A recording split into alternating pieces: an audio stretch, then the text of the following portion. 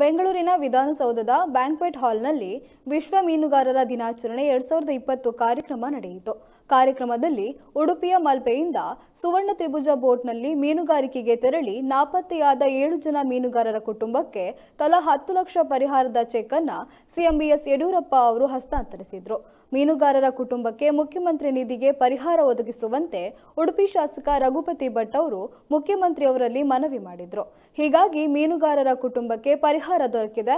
ಇನ್ನು ಕಾರ್ಯಕ್ರಮದಲ್ಲಿ ಮತ್ಸ್ಯ ಸಂಪದ ಯೋಜನೆಗೆ ಸಿಎಂ ಚಾಲನೆಯನ್ನ ನೀಡಿದರು.